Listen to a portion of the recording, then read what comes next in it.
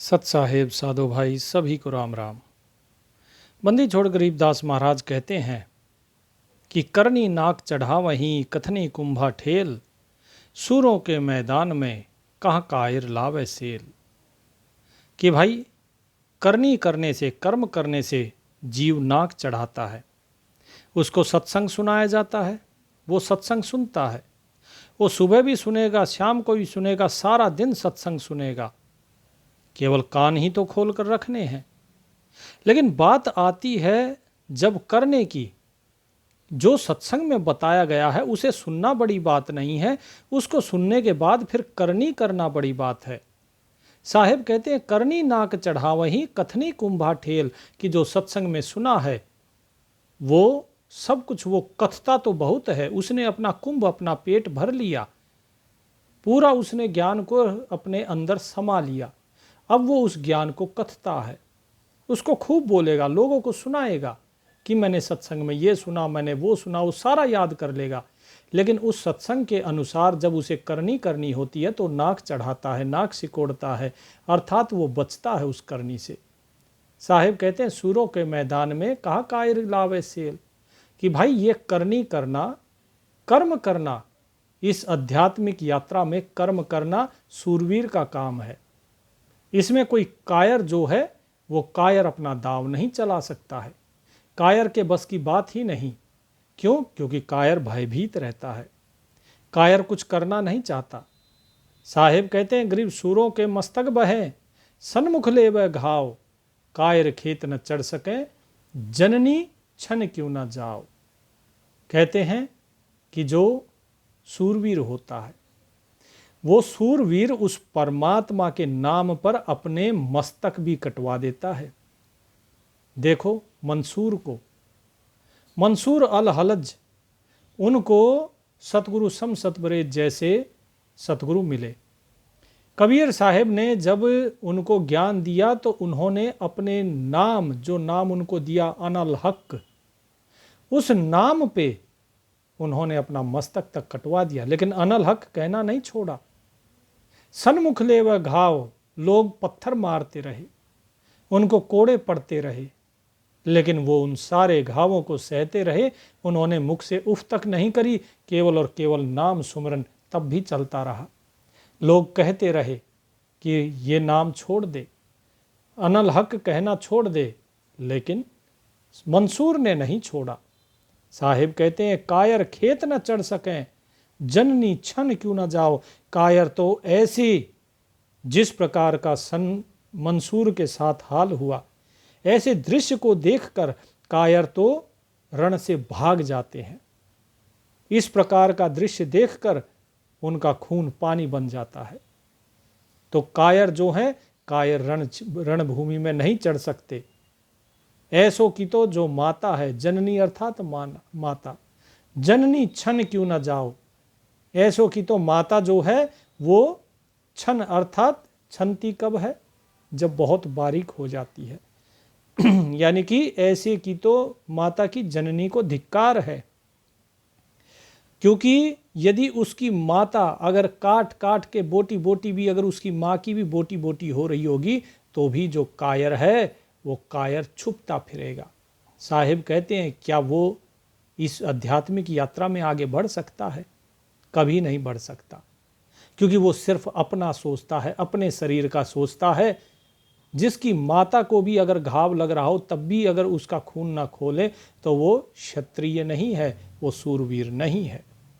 साहिब कहते हैं इसी प्रकार जो भक्त वो है जिसका चाहे शीश कट जाए लेकिन वो फिर भी नाम सुमरन करता रहे, और कायर नाम को त्याग कर और केवल अपनी बारी में सोचता है।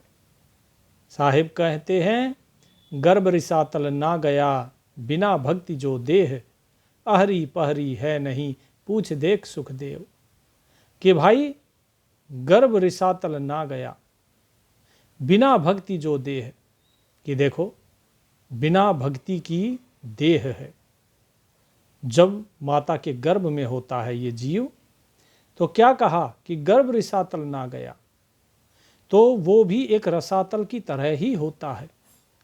लेकिन जो जीव भक्ति में लग जाता है, ये तो किस कारण है? बिना भक्ति, बिना भक्ति के कारण ऐसा होता है। लेकिन अगर भक्ति नहीं करी तो गर्भ में जाना होगा, और भक्ति कर ली तो फिर इस गर्भ में नहीं जाना होता। और इस बात में कोई शंका नहीं है, अहरी पहरी है नहीं, यानी कि इधर उधर की बात नहीं है। पूछ देख सुखदेव, सुखदेव से पूछ लो। क्यों कहा सुखदेव जी का नाम क्यों लिया? क्योंकि सुखदेव जी गर्भ योगेश्वर है, वो गर्भ से ही योगी थे।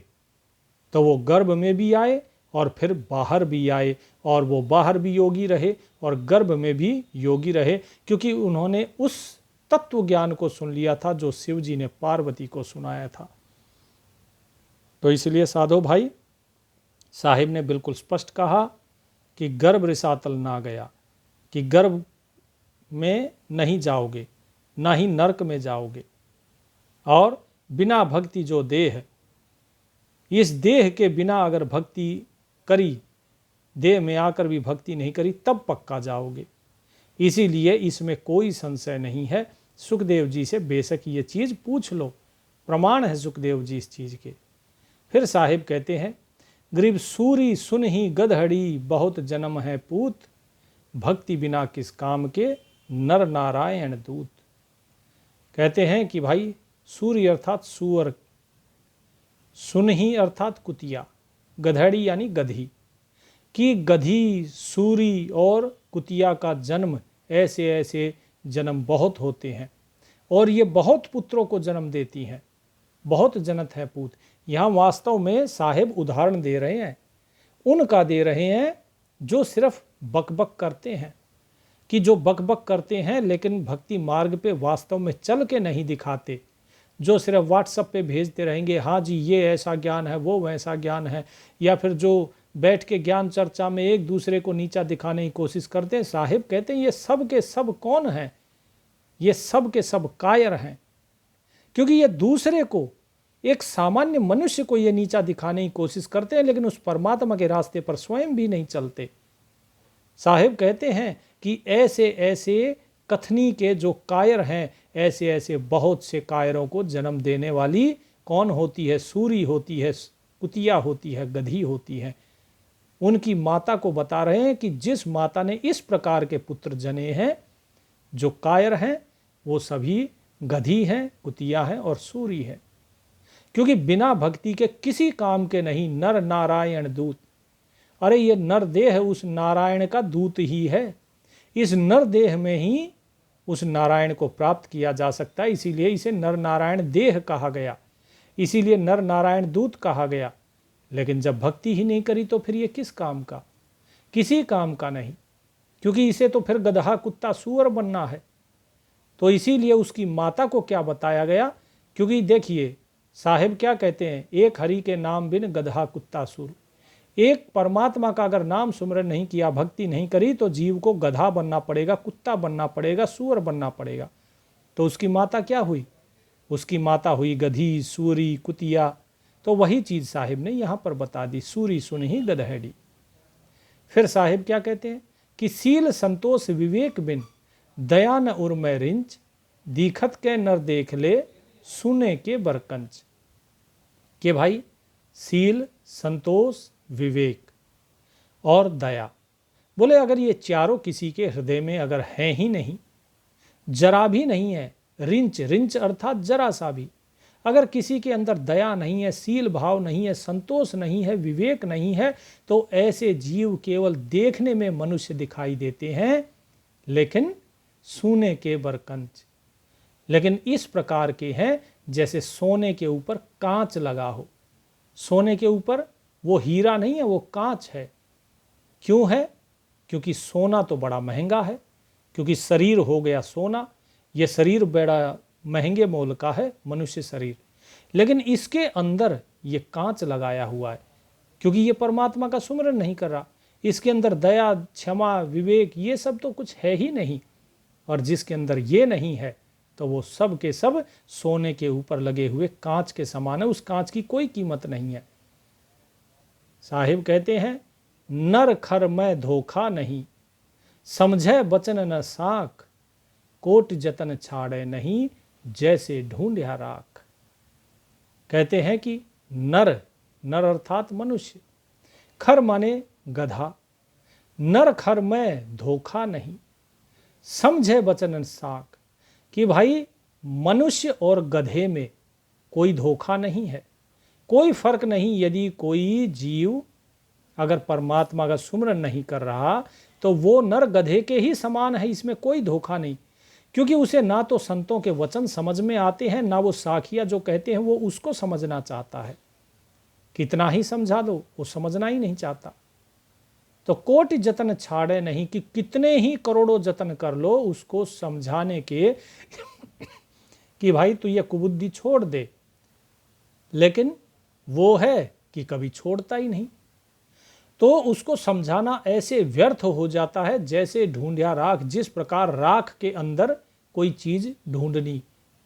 अब जो चीज राख ही हो गई जल बुझ के, क्या उसमें कोई वस्तु मिलेगी? कुछ नहीं मिलेगी, उसमें केवल और केवल राख ही प्राप्त होती है। साहिब कहते हैं इसी प्रकार ये जीव जो है, जो कायर होता है, जो केवल कथनी करता है, करनी नहीं कर सकता, ऐसा जीव उसे कितना ही समझाओ वो समझता नहीं है, और अंत में वो राख के समान हो जाता है। यानी कि जल बुझ के आखिरी में वैसे भी उसकी राख हो जाती है, उसमें फिर कुछ भी ढूंढो कुछ नहीं मिलेगा। फिर क्या कहा? ग्रीब रेत छान संसार है, साधु गए उलंग, सतगुरु साख न समझ ही, हड्डी मार प्रसंग।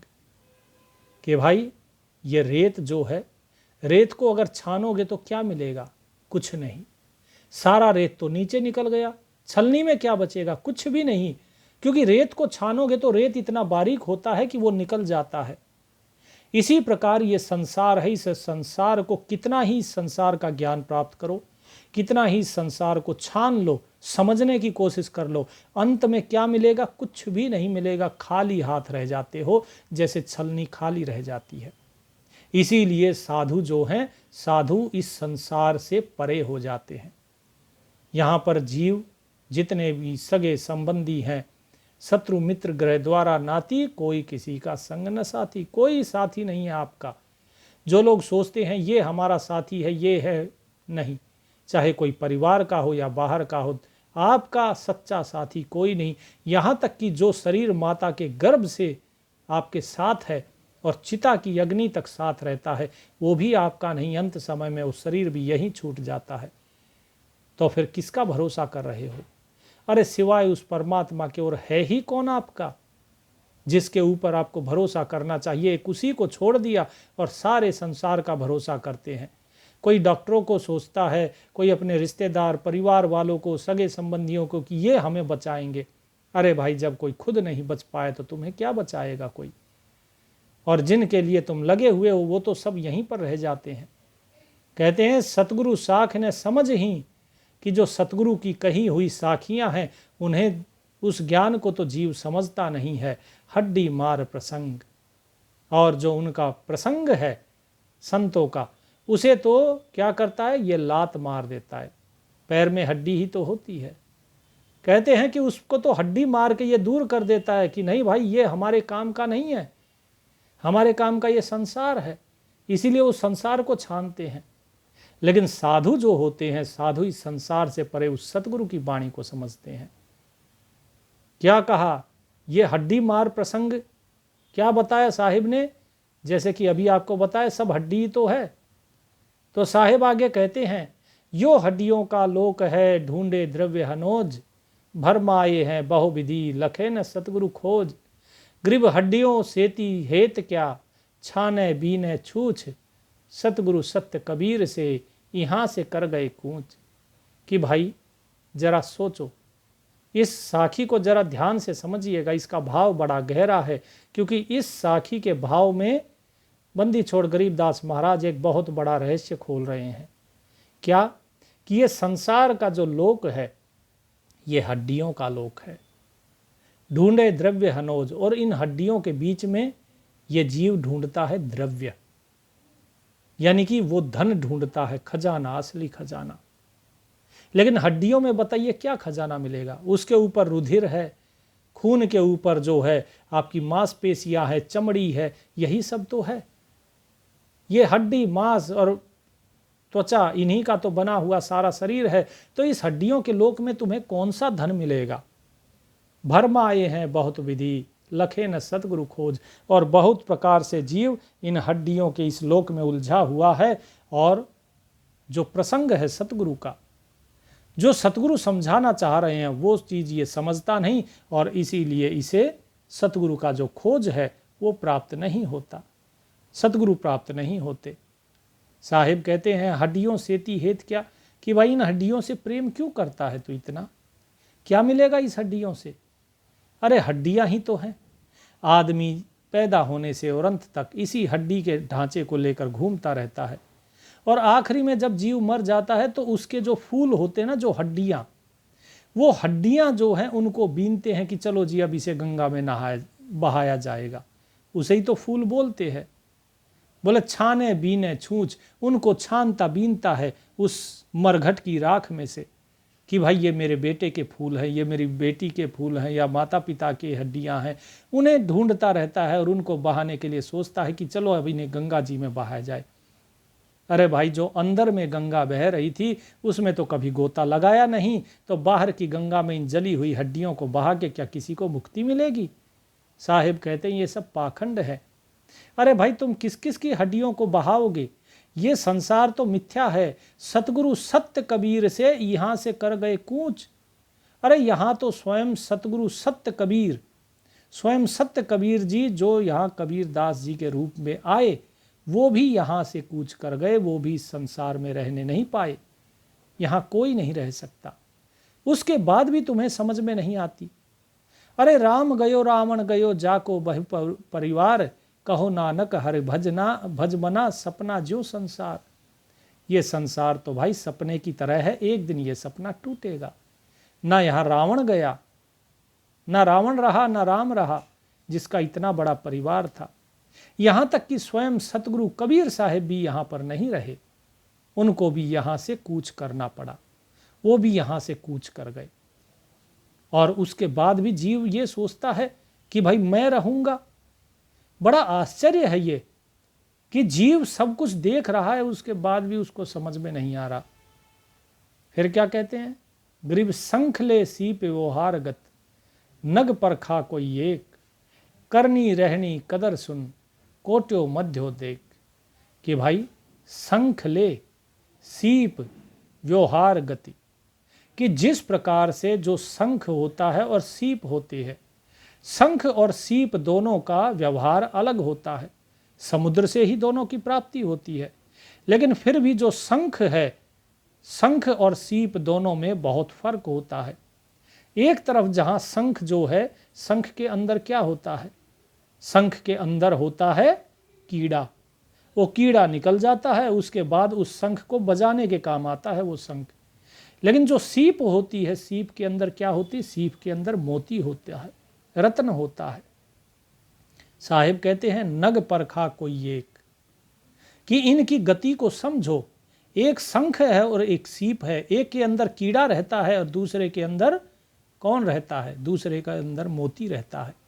तो उस रत्न को परखने वाला कोई पारखी एक ही होता है, बिरला। और ये पारखी ऐसे नहीं कि ऐसे ही मिल जाएगा। कि कैसे मिलेगा? कि रहनी करनी कदर सुन, उसकी रहनी और करनी वो बड़ी ऊपर की होती है, उच्च कोटि की होती है। और ऐसा क्या कहा? कोट्यो मध्यो देख, करोड़ों में कोई ऐसा दिखाई देता है, करोड़ों में कोई ऐसा पारखी होता है जो उस आत्म तत्व को जानता है। इसी प्रकार साहिब ने यहाँ पे शंख और सीप का व्यवहार समझा के आपको बताया है, उदाहरण देके, कि भाई करोड़ों करोड़ों में कोई ऐसा मोती रूपी रत्न होता है जो उस परमात्मा की प्राप्ति के लिए अपनी रहनी और करनी इन दोनों को एक कर लेता है। फिर क्या कहा? गरीब जात जन्म दोनों गए, मिले न हरि के दास, खुसरो की क्या ऐस है, सिज्जा बंद खवास। क्या कहा साहिब ने? कि जाति और जन्म दोनों गए। जीव के इस संसार में भटकते भटकते, क्योंकि वो कर्म नहीं कर रहा है, जो कर्म परमात्मा की तरफ लेकर चलता है वो होता है उसका सच्चा कर्म। और जो दुष्कर्म कौन से हैं जो परमात्मा से दूर ले जाए। बोले उसकी जाति का उसको अहंकार था कि मैं तो बहुत ऊंची जाति का हूँ, मैं क्षत्रिय हूँ या मैं ब्राह्मण हूँ। ठीक है, साहिब कहते हैं कि ये जाति और तुम्हारा जन्म ये दोनों व्यर्थ हो गए। क्यों? क्योंकि तुम्हें हरि के दास नहीं मिले। अगर तुम्हारा थोड़ा रुझान बना भी तो तुम पाखंडियों के बीच फंस गए। तुमने वास्तविक जो हरि के दास थे, जो सच्चे हरि के दास थे, जो साहिब ने कहा कोटो मध्यो देख, यानी करोड़ों में कोई एक होता है, बोले उनको जो है उनको तुमने कभी धारण नहीं किया। तो खुसरो को क्या ऐसे है सिज्जा बंद खवास, कि जो खुसरा होता है उस खुसरे की बताइए भला क्या ऐस होती है। क्योंकि तुम खुसरे ही तो हुए, तुम्हारे पास तो कोई रहा ही नहीं, न तुम्हारे पास ये संसार रहा क्योंकि संसार तुम्हारा है नहीं, और परमात्मा को तुमने कभी प्राप्त किया नहीं क्योंकि परमात्मा के जो हरिजन थे, जो भक्त थे, उनके पास कभी तुम बैठे ही नहीं। तो इसीलिए सिज्जा बंद खवास, अब तुम्हें क्या बनना पड़ेगा कि अब तुम्हारी सिज्जा बंधेगी। सिज्जा अर्थात सैया, मृत्यु की सैया, अब उस पर बांधे जाओगे तुम। ठीक है, तो वहां पर अब तुम बंधोगे और काल के खवास अर्थात काल के क्या बनोगे, दास। खवास अर्थात दास, सेवक, कि तुम अब काल के ही सेवक बनोगे, काल की ही सेवा करते रहोगे, हमेशा काल का जो काम है वही करोगे तुम। वैसे भी तो जीव जो भक्ति की तरफ नहीं चलता वो काल का ही दूत होता है, इसीलिए उसे यमदूत कहा जाता है। साहिब कहते हैं खोजा नाजर नाम है दरबारी अंदरून, पातशाह सी जा गए खुसरे भुगते जून। कि भाई देखो, खोजा नाजर नाम है दरबारी अंदरून, कि खोजबीन करी किसकी, उस नाजिर की, जो नजर नहीं आता वो उसका नाम, उसके नाम का खोज करो, उस नाजर का खोज करो। दरबारी अंदरून, वो तुम्हारे इस अंदर अंदर में ही उसका दरबार है, यानी उसे बाहर मत ढूंढो कि कहीं मंदिर में मस्जिद में मिलेगा, नहीं, वो तुम्हारे इस दिल में ही, तुम्हारे अंदर ही है। बादशाह सिजा गए, बड़े बड़े बादशाह जो हैं वो बादशाह भी इस सेज पर सो गए, मृत्यु की सैया पर सो गए, और कितने ही खुसरे जो हैं वो जूनियां भुगत रहे हैं, जो इस संसार में बड़े खुश रहते थे, ओहो बड़ा अच्छा संसार है, अब वो अपनी 84 की जोनियां भुगत रहे हैं। और बड़े बड़े बादशाह जो थे, जो सोचते थे ओहो हम तो राजा महाराजा हैं, उन सब की सेज बिछ गई है, मृत्यु सैया जिसे कहते हैं ना, सव सैया, बोले वो सब उस पे चले गए।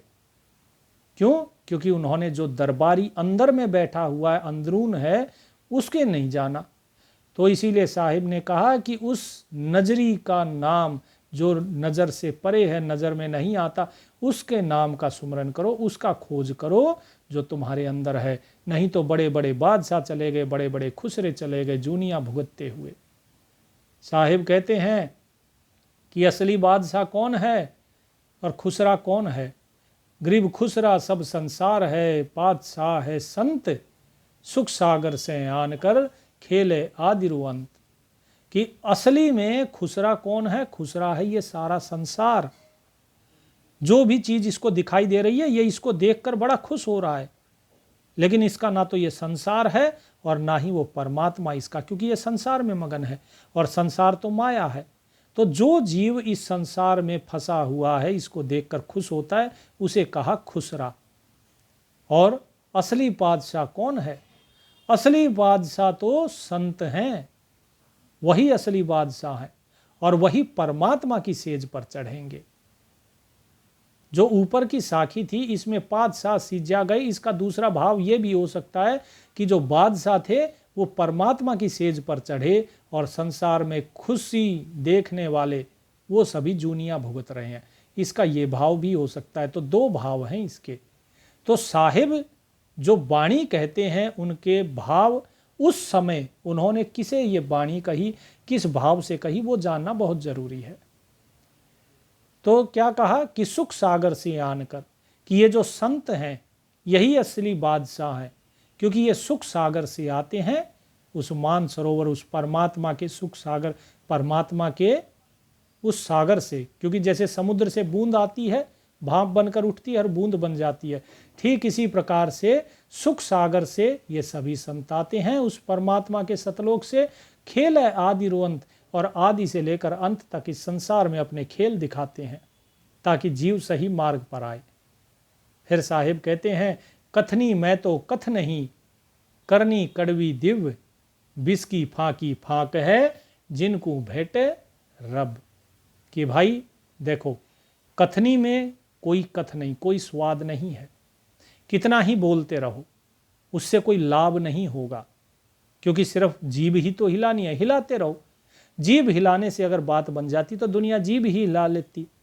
तो कहते हैं साहिब कि बोलने से कुछ प्राप्त नहीं होता, और जो करनी है यानी कि जो कर्म है, कर्म थोड़ा कड़वा लगता है लेकिन वो दिव्य होता है।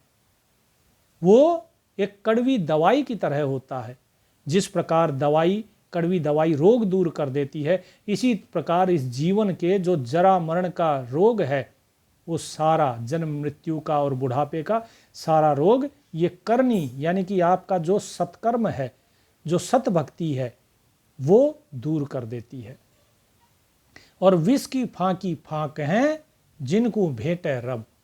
और जिन्होंने क्या कि विष की फांकी फांकी है, जिन्होंने विष को फांका है। अब यहां विष किसको कहा? यहां साहिब विष कहते हैं कि वो करनी जो बहुत कठिन हो जाती है, कि एक एक करके परीक्षा इतनी कठिन होती चली जाती है। ये कर्म जो है परमात्मा के तरफ चलने का इतना कठिन हो जाता है, इतना कड़वा हो जाता है कि ऐसा लगता है मानो विष फांक रहा हो कोई। तो साहिब कहते हैं जैसे मीरा ने विष पिया, जैसे प्रहलाद ने विष पिया, इस प्रकार से आपको भी इस विष को पीना होगा। इस संसार के जितने द्वेष हैं वो आपको सहने होंगे, संसार की निंदा आपको सहनी होगी, आपको परमात्मा की शरण में चलना पड़ेगा, आपको मेहनत करनी पड़ेगी, हर प्रकार का विष आपको सहना पड़ेगा। तभी जो है जिनको भेटे रब, उनको ही केवल परमात्मा की प्राप्ति होती है। जिस प्रकार देखिए ध्रुव प्रहलाद दोनों ने कितनी परीक्षाएं दी, मीराबाई ने परीक्षा दी, कबीर साहिब ने परीक्षा दी। इसी प्रकार सबरी माता ने देखिए बुढ़ापे तक अपना विश्वास नहीं डगमगाने दिया। और इसी प्रकार और भी अनेकों अनेक ऐसे भक्त हुए, ऐसे संत हुए, चाहे फिर उनमें मंसूर जी का नाम ले लीजिए, चाहे उनमें किसी और का नाम ले लीजिए, तो बहुत हुए हैं ऐसे संत। हरिश्चंद्र जी का पूरा परिवार बिक गया। तो ऐसे ऐसे कड़वे घूंट जो विष से भी अधिक कड़वे होते हैं, बोले इस रास्ते पर वो सब पीने पड़ते हैं। यदि ऐसी किसी की हिम्मत है तो वही असली सूरमा है और वही परमात्मा को प्राप्त करता है। साहिब कहते हैं कि विष से अमृत होत है, जे कर जाने कोय, कथनी छाड़ करनी करे, तो साई सरीखा होए। कहते हैं कि ये जो विष है, ये विष भी अमृत में बदल जाता है। कब?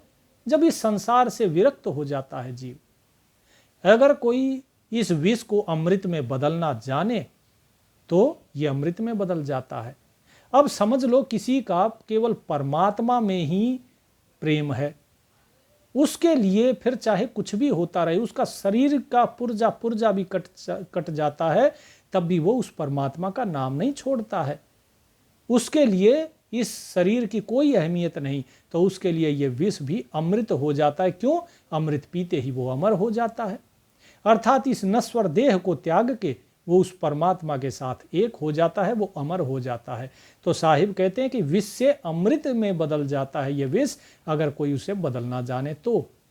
इसीलिए कैसे बदला जाएगा? कि कथनी छाड़ करनी करे, कि इस कथनी को छोड़कर करनी करो तो साईं सरीखा होए। तो उस परमात्मा जैसा, साईं जैसा ही ये जीव हो जाता है, यानी उसी के साथ ये एक हो जाता है। फिर कि साईं के दरबार में कमी काहे की हंस, दास गरीब जन दर्दमंद, जिन भेटे सतगुरु वंश। कि उस परमात्मा के दरबार में बता किस चीज की कमी है। जब हंस वहां पहुंचता है तो उसे पता लगता है किसी चीज की कमी नहीं, जो है वो मालिक ही है। और ये संसार उसे मिथ्या नजर आता है, जिस प्रकार से सपना जागने के बाद मिथ्या नजर आता है। और ये जीव जो है ये उस सपने के दुख सुख जरा व्याधि सबसे परे होके और अमर हो जाता है।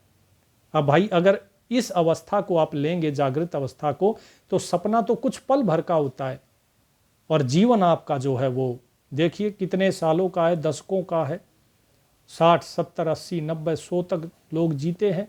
तो साहिब कहते हैं कि जिस प्रकार सपने की तुलना में ये जीवन अमर है, सपना क्षण भंगुर है, इसी प्रकार इस जीवन की तुलना में वो साईं के दरबार में वहां पर किसी चीज की कमी नहीं है, वहां पर तो अमृत प्राप्त हो जाता है। जीव सदा सदा के लिए सभी चीजों से मुक्त हो जाता है। दास गरीब जन दर्दमंद की लोगों का जो दर्दमंद है कौन? वो परमात्मा। ठीक है, वो परमात्मा जिस भेंट है सतगुरु वंश, उससे कौन भेंटता है? कि जो सतगुरु के वंशज हैं, केवल वही भेंटते हैं उसे। तो सतगुरु के वंश के कौन है? सतगुरु का वंश कौन सा है? सोहम वंश। यानी कि जो उस तत्व को जान लेता है, जो सतगुरु का नाम लेकर, सतगुरु से नामदान लेकर, सतगुरु की आज्ञा में रहकर अपने आप को समर्पित करके जो उस परमात्मा को जान लेता है, वही उससे भेंट कर पाता है, वही वहां पहुंच पाता है। तो इसीलिए कथनी छोड़िए और करनी कीजिए। सत साहिब।